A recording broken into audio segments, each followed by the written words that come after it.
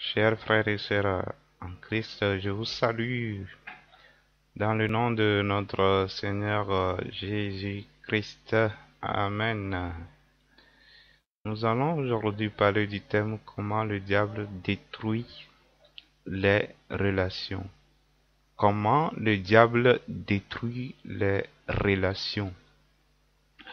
Jésus a dit dans Jean chapitre 15 verset 12, « C'est ici mon commandement, aimez-vous les uns les autres comme je vous ai aimé. » Nous lisons aussi Matthieu chapitre 6 verset 14. « Si vous pardonnez aux hommes leurs offenses, votre Père céleste vous pardonnera aussi. » Donc, je viens de lire ces deux passages autour desquels nous allons faire quelques commentaires. Et comme Satan est un voleur et destructeur, Jésus l'a bien dit dans Jean chapitre 10, verset 10, il cherchera à détruire les relations. Il va chercher à voiler ce qui maintient de bonnes relations, c'est-à-dire l'amour. C'est l'amour qui maintient de bonnes relations. Donc si le diable veut détruire les relations, il s'attaque à l'amour. Et comment s'attaque-t-il d'une manière précise à l'amour? Il s'en prend à toutes les formes de manifestation de l'amour que nous trouvons dans 1 Corinthiens chapitre 13 versets 4 à 7 et Galates chapitre 5 versets 22 à 23. À travers ces deux passages bibliques que je viens de citer, j'ai trouvé 21 manifestations de l'amour. Et je ne dis pas que la liste est exhaustive. D'abord, je vais justifier pourquoi je parle de 21 manifestations de l'amour, parce que certains vont se demander c'est quoi on appelle les manifestations de l'amour. Les manifestations, c'est tout simplement comment on exprime d'une manière pratique l'amour. L'amour est tellement vaste, donc il faut l'exprimer ou il faut l'expérimenter. Donc chaque type d'expérimentation de l'amour, c'est ça que j'appelle la manifestation de l'amour. Là, je vais lire d'abord Galates chapitre 5 verset 22 à 23. Mais le fruit de l'esprit, c'est l'amour, la joie, la paix, la patience, la bonté, la bénignité, la fidélité, la douceur, la tempérance. La loi n'est pas contre ces choses. Ici, l'apôtre Paul nous parle du fruit de l'esprit et non les fruits de l'esprit. Et je suis sûr que, pas que c'est sûr simplement, c'est que il sait ce qu'il est en train de dire. Au lieu de dire les fruits, il parle du fruit. Il sait ce qu'il est en train de dire. Il ne se trompe pas. Donc, quand on parle du fruit de l'esprit, on ne s'attend pas à plusieurs choses, mais à une seule chose. Et j'ai souvent entendu certains dire les 9 formes du fruit de l'esprit. Bon, chacun a sa manière d'interpréter la parole de Dieu. Maintenant, selon moi, c'est quoi le fruit de l'esprit? La partie B du verset 23 dit, la loi n'est pas contre ces choses. Autrement dit, la loi est d'accord avec ces choses, ou soit ça fait partie des exigences de la loi. Alors, quelles sont ces choses-là qui sont les exigences de la loi? C'est tout ce qui vient d'être cité, c'est-à-dire l'amour, la joie, la paix, la patience, la bonté, tout. Tout ce que la loi exige se résume maintenant en quoi? J'espère que je me fais comprendre. C'est-à-dire que la loi n'est pas contre ce que je viens de citer dans Galates chapitre 5, 22 à 23. L'amour, la joie, la paix, la patience et autres. Maintenant, toutes ces choses qui ne sont pas contre la loi, c'est-à-dire qui font partie de l'exigence de la loi, se résument en quoi? Là, nous allons trouver la réponse dans Galates chapitre 5, verset 14. Car toute la loi est accomplie dans une seule parole, dans celle-ci: tu aimeras ton prochain comme toi-même. J'espère que je lis le bon passage. Si ce n'est pas Galates 5, 14, ça peut être un autre passage. Mais retenez ceci, c'est-à-dire que la loi se résume en quelque chose qui est dit dans ce passage, car toute la loi est accomplie dans une seule parole, dans celle-ci: tu aimeras ton prochain comme toi-même. La réponse est simple, c'est l'amour, et beaucoup le savent. Donc là, on risque de dire que l'amour est cité dans la liste. C'est-à-dire que le fruit de l'esprit, en parlant du fruit de l'esprit, il a cité 9 éléments. Et maintenant, les 9 éléments, je dis que ils se résument en quoi? Ils se résument en l'amour. Donc si les 9 éléments parmi lesquels figure l'amour se résument en l'amour, donc l'amour est exclu de ces 9 éléments. Donc l'amour est exclu. Donc c'est les 8 autres éléments là qui suivent, qui constituent l'amour lui-même. Donc ce n'est pour rien que l'apôtre Paul, en citant, il a commencé par l'amour. Et selon ma compréhension, et selon la logique que je viens de donner, et ce que je dirai dans la suite, il dit que le fruit de l'esprit est l'amour. Et dans la suite, tout ce qu'il cite, c'est-à-dire la joie, la paix et autres, toutes ces choses sont des manifestations de l'amour. Ça fait partie de l'amour. Ça constitue aussi l'amour. Et pour le confirmer, nous lisons Romains chapitre 5, verset 5. Or, l'espérance ne trompe point, je devance la lecture. Or, l'espérance ne trompe point, parce que l'amour de Dieu est répandu dans nos cœurs par le Saint-Esprit qui nous a été donné. Donc ici, la Bible nous dit que l'amour de Dieu a été répandu dans nos cœurs par le Saint-Esprit. L'amour est le fruit de l'esprit. Il dit, c'est le Saint-Esprit qui donne l'amour. Donc l'amour est le fruit de l'esprit. Et quand nous lisons aussi 1 Corinthiens 13, 4 à 7, nous voyons aussi quelques manifestations de l'amour qui se retrouvent aussi dans Galates 5, versets 22 à 23. Pour dire clair, c'est que 1 Corinthiens 13, 4 à 7 est en train de nous prouver que il y a plusieurs manifestations de l'amour. C'est-à-dire que l'amour, quand il dit l'amour est patient, l'amour supporte toutes ces choses, montre que il y a plusieurs choses dans l'amour. Et dans Galates 5 aussi 22, il en a cité. Voilà, donc tout ce que je dis dans la suite, c'est toujours pour confirmer que dans Galates 5, 22, ce que Paul est en train de dire, c'est que le fruit de l'esprit est l'amour.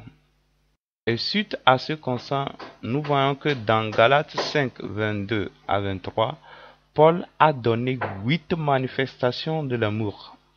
Mais la liste n'est pas exhaustive, certes. Et cette liste est complétée dans 1 Corinthiens 13, 4 à 7. Et quand nous faisons le décompte total, nous trouvons finalement 21 manifestations de l'amour. C'est-à-dire, dans les deux passages bibliques, j'ai trouvé 21 manifestations de l'amour. Donc maintenant, ensemble, nous allons lire les deux passages et compter les 21 manifestations de l'amour que j'ai pu découvrir. Et je le dis que ce n'est pas que la liste est exhaustive. Nous lisons ainsi 1 Corinthiens chapitre 13, versets 4 à 7. L'amour use de longanimité, il est plein de bonté. L'amour n'est pas envieux. L'amour ne se vante pas. Il ne s'enfle pas d'orgueil. Il n'agit pas avec inconvénence. Il ne cherche pas son intérêt. Il ne s'irrite pas. Il n'impute pas le mal. Il ne se réjouit pas de l'injustice, mais se réjouit de la vérité. Il supporte tout, croit tout, espère tout, endure tout. On dirait qu'on fait de la poésie, tout. Galates 5, 22 à 23.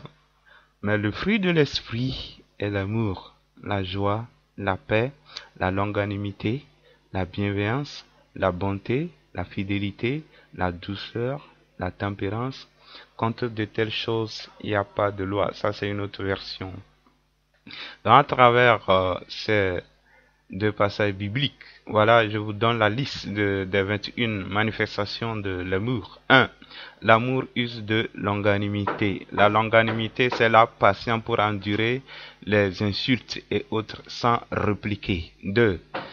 Il est plein de bonté. L'amour est plein de bonté. 3. L'amour n'est pas envieux. 4. L'amour ne se vante pas. 5. L'amour ne s'enfle pas d'orgueil. 6. L'amour n'agit pas avec inconvénance. Inconvénance, ce qui n'est pas conforme à la norme. 7. L'amour ne cherche pas son intérêt ou son propre intérêt. 8. L'amour ne s'irrite pas. 9. L'amour n'impute pas le mal. 10. L'amour ne se réjouit pas de l'injustice. 11.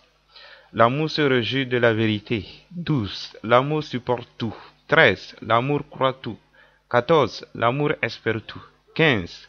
L'amour endure tout. 16. L'amour est joyeux. 17. L'amour a la paix.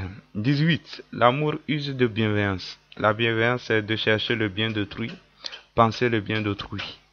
19. L'amour est plein de douceur. 20. L'amour est fidèle. 21 ou 21. Oh là là. 21. L'amour use de tempérance. La tempérance, c'est le fait d'être modéré, ce qui est contraire aux excès. Voilà, donc c'est la liste complète de ces 21 manifestations de l'amour que j'ai pu découvrir. Soyez bénis pour la suite. La suite sera courte. Et ces 21 manifestations de l'amour, bien qu'incomplètes, je le répète toujours, nous servent de diagnostic et de médicament pour notre prévention et notre guérison. Voilà, beaucoup de gens sont malades. Jésus a dit que lui n'est pas venu pour ceux qui se portent bien. Donc si tu es malade spirituellement, ce n'est pas un problème. Il ne faut pas se dire que toi tu n'es pas malade. Non. Tu es malade, c'est à cause de toi Jésus est venu, même si tu as fait 10 ans de christianisme et que tu as des maladies spirituelles. Les maladies spirituelles, c'est le péché, la haine, l'orgueil, l'égoïsme, le vol, le mensonge, la peur et autres, l'incrédulité et autres. Ce sont des maladies spirituelles que le diable nous a injectées. Donc, comme je le disais, ces 21 manifestations de l'amour vont nous servir de diagnostic. Au même moment de diagnostic, et elles nous servent aussi de médicaments en même temps. Pourquoi je parle de diagnostic et de médicaments?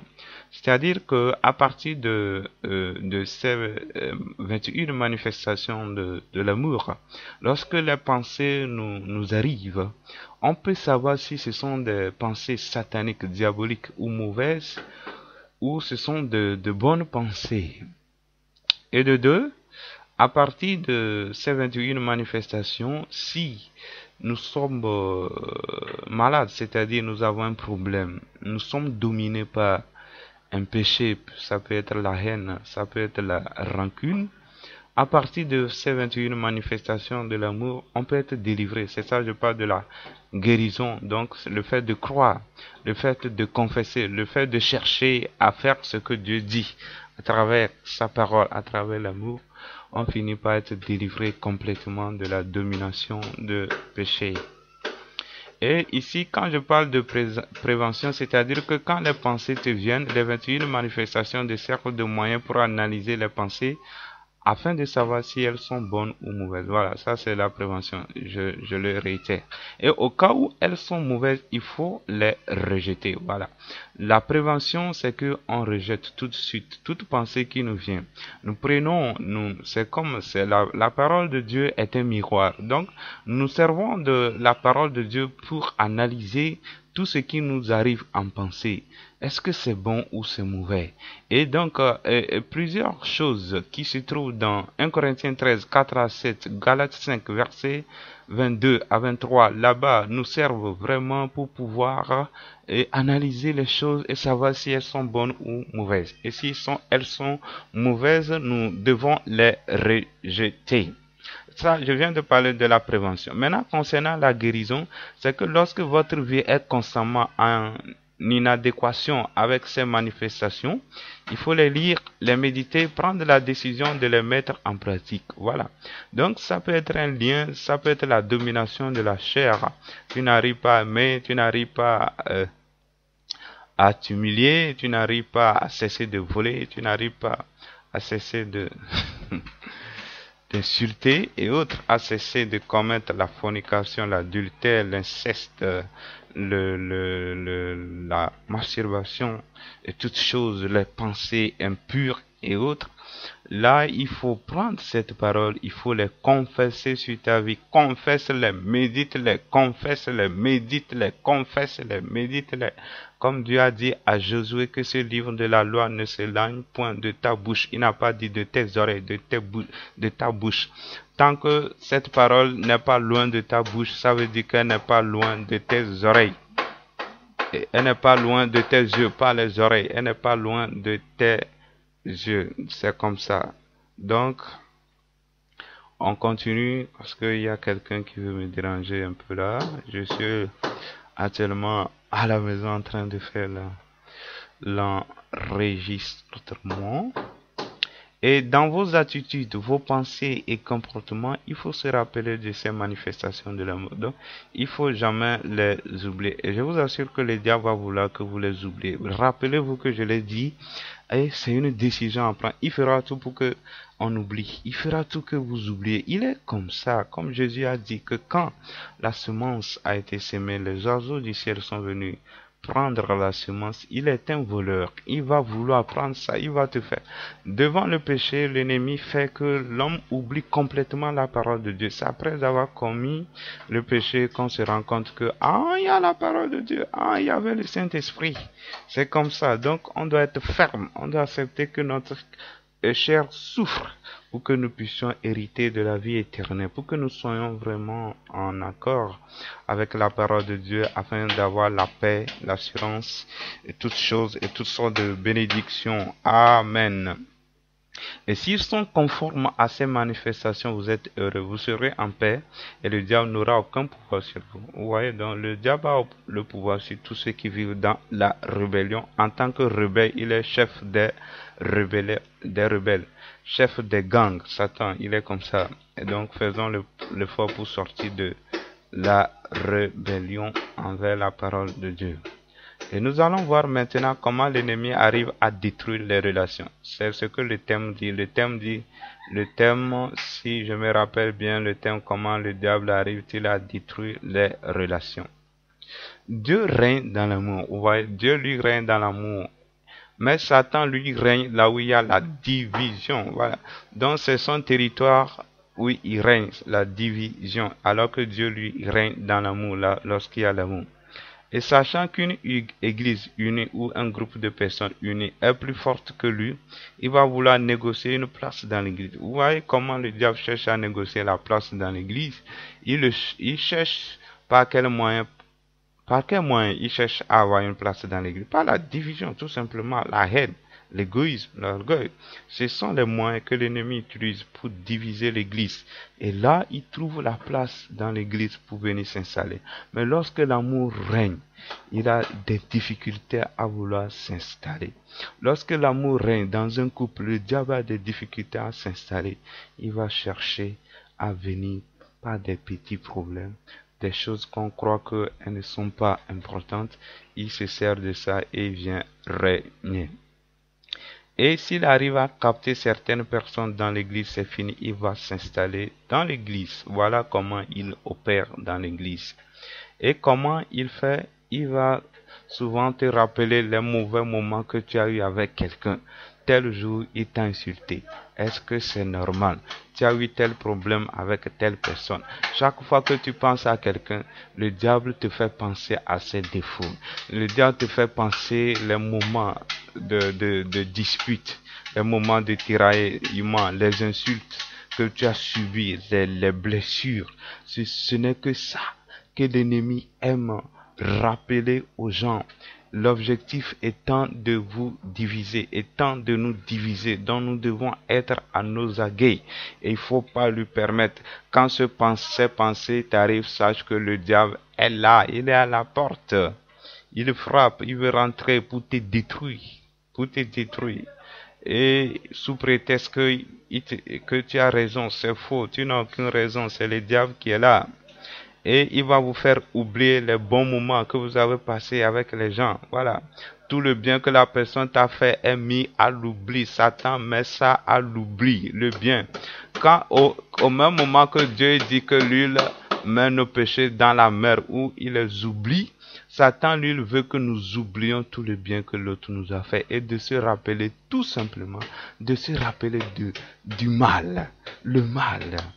C'est ce qu'il est. Ne lui permettons pas ça au nom de Jésus-Christ, au nom de Yeshua HaMashiach. Et ce ne sont que les défauts des autres que Satan va te montrer, ça c'est clair. La Bible dit dans Josué 1:8 de méditer le livre de la loi et tu réussiras. Voilà. Dieu dit de méditer la loi et quand on la médite, on réussit. Mais Satan va te faire méditer son livre. Satan aussi a son livre et son livre, c'est l'anti-loi. Et c'est quoi? Ce sont les blessures, ce sont les reproches, les insultes, les défauts de ton prochain, etc. Donc c'est son livre qu'il a. Il va te faire méditer ça. Pourquoi? Il sait qu'en le faisant ça, alors que tu échoueras. Et mais il ne te dira rien que c'est à travers ça que tu vas échouer. Il ne te dira, il te fait tout simplement méditer son livre. Le livre de Satan, il faut le méditer. Il veut que tu le médites pour que tu échoues. Parce qu'il sait que si tu médites le livre de la loi, qui est l'amour, la foi, alors tu vas réussir. Il utilise tous ces moyens-là pour te faire échouer. Mais lui-même, il a échoué au nom de Jésus. Et il ne vient pas en frappant les regards. L'ennemi se cache derrière la logique. Satan est c'est un grand prédicateur de la mauvaise nouvelle. Ouais, c'est ça. Les hommes de Dieu prêchent la bonne nouvelle, Satan prêche la mauvaise nouvelle. Et il n'attend que la sortie du culte, il commence sa prédication. Les gens sortent du culte, alors ils commencent par entendre des voix. Ils oublient tout de suite la prédication. Satan commence. Il n'a même pas besoin d'interprète ni de micro. Partout, il est là en train de nous parler. Et j'ai appris même qu'aux États-Unis, il y a une église de Satan. Cette église a aussi sa Bible. Et je pense que ce n'est que la manifestation de ce que Satan fait dans le monde invisible qui est dans leur Bible. Dans leur Bible, c'est ce que je ressens quand même. L'ennemi, voilà comment il fonctionne. La Bible dit que tout arbre qui n'a pas été planté par mon Père sera déraciné. Cet arbre de blessure, de rancune, de haine, le bruit qui ne cesse de crier, de gazouiller dans tes oreilles comme des oiseaux, il doit tomber au nom de Jésus. Cet arbre-là, il doit tomber dans le nom de Jésus. Tu prends la décision, l'arbre va tomber. La Bible dit que la cognée est déjà mise à la racine et je déclare que la cognée est mise déjà à la racine, les blessures, les rancunes, toutes ces choses sont tombées dans le nom de Jésus-Christ. Jésus est venu pour ça et t'est libéré dans le nom de Jésus-Christ. Il est venu pour détruire les œuvres du diable. Et ce qui est marrant ou malheureux, c'est que les hommes profitent du nom de Jésus-Christ pour construire les œuvres du diable. Et parce que quoi, il y a dans des églises, on dit aux gens de prier que leurs ennemis meurent, que si son papa est sorcier, n'a qu'à mourir, sa belle-mère sorcière n'a qu'à mourir. Les gens apprennent plutôt à construire les choses sataniques plutôt dans l'église. C'est devenu marrant, c'est devenu vraiment affreux dans nos églises aujourd'hui et de telles choses doivent cesser dans le nom de Jésus-Christ. Amen. Et les chrétiens commencent par haïr les membres de leur famille. Voilà, des choses comme ça. Jésus nous apprend à aimer. Vous allez à l'église, vous apprenez à haïr les gens. Si tu es dans une église, on t'a appris à haïr les gens, il faut refuser de haïr et il faut demander pardon d'avoir écouté ces messages. Ici, les gens appellent ça dangerous prayer. Dangerous prayer. Et ils tuent les gens à travers ces prières. Que retour à l'envoyeur, ce sont les termes qu'ils utilisent. Que les gens là n'ont qu'à mourir. Les gens là n'ont qu'à faire accident. Des choses horribles que les gens disent. Que les gens n'ont qu'à avoir cancer. Les gens n'ont qu'à avoir sida. C'est terrible, Seigneur Jésus. Nous avons besoin de ton secours afin que la vérité puisse atteindre les gens qui sont en train d'être noyés par l'ennemi, qui passe par les hommes de Dieu qui sont mal affermis, ou les gens qui se sont glissés dans ton champ sans que tu ne les aies pas appelés, et ils ont d'autres motifs, des motifs impurs, comme l'apôtre Paul a dit. Seigneur Jésus, je prie afin que tu interviennes et que ta lumière puisse jaillir. Je prie de susciter des vrais hommes de Dieu. Je prie de leur donner l'autorité afin qu'ils puissent impacter les gens, afin qu'ils puissent aussi aller sur les médias, Seigneur Jésus, pour que la bonne nouvelle puisse atteindre les gens qui sont en train de souffrir entre les mains du diable. Seigneur Jésus, je te bénis pour tout ce que tu feras. Amen. Et les chrétiens charismatiques deviennent plus pires que ce qu'ils étaient avant. Voilà. Une fois, à ce moment, je n'étais même pas chrétien. Et il y a une sœur, quand elle est devenue chrétienne, c'est le problème avec son mari à la maison. Mais je vais vous dire que des fois, c'est un problème. Ce n'est pas parce qu'on est chrétien, mais plutôt on est devenu stupide. Donc la sœur va dans une église. Et dans l'église, on commence par lui dire que les enfants sont sorciers. La maman de son mari est sorcière. Le papa de son mari est sorcier. Les petits frères de son... les petits frères de son mari sont des sorciers. Tout le monde est sorcier. Et un jour, elle prend les enfants, elle amène dans l'église et le soi-disant pasteur prend un coupe-coupe sur les enfants, que les enfants n'ont qu'à reconnaître qu'ils sont sorciers, sinon lui va les dépiécer. C'est horrible. De telles choses se passent dans l'église. Et ils prennent les pieds des enfants pour monter, c'est-à-dire sous forme de punition, la tête en bas, le pied en l'air sur le mur. Hey, mon Dieu. De telles choses, on va dire que c'est Dieu qui le fait, et ça a amené problème entre l'homme et sa femme. Et l'homme commence maintenant à blasphémer les églises. Pourquoi il y a ceci? Parce que il y a des gens qui sont, je ne sais pas quel mot utiliser pour eux, que le Seigneur les aide à revenir à la vérité au nom de Jésus. Jésus a dit, bénissez vos ennemis, et vous ne pouvez pas changer ça. Chrétiens togolais, chrétiens africains, vous ne pouvez pas changer la parole de Jésus-Christ. Ce que Jésus a dit, vous ne pouvez pas changer ça. Lui-même, il a dit, tout passe, mais sa parole ne passera pas. Nous avons des ennemis invisibles, qui sont les démons, les principautés, certes. Mais Jésus n'a pas dit de maudire les hommes, de maudire nos parents, nos belles-mères et autres, mais plutôt de les aimer, de prier pour eux, pour les amener à la repentance. Si vous étiez là à l'époque de l'église primitive, peut-être que vous aurez tué l'apôtre Paul, qui a été un puissant instrument de Dieu. Depuis que vous faites ça, en quoi vous êtes mieux? Ça, c'est comment je peux le dire, c'est une mise en garde que je fais à certaines personnes et que le Seigneur vraiment aide quelqu'un qui peut, à travers ce message, changer. L'objectif, c'est que en écoutant les messages des uns des autres, nous échangeons, nous apprenons les uns des autres, c'est d'apprendre les choses au nom de Jésus.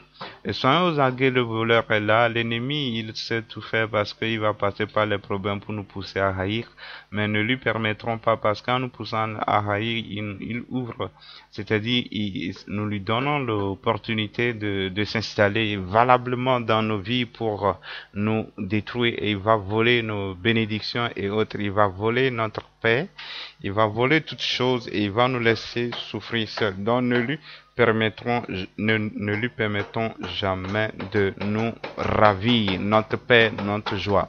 Que le nom du Seigneur soit loué.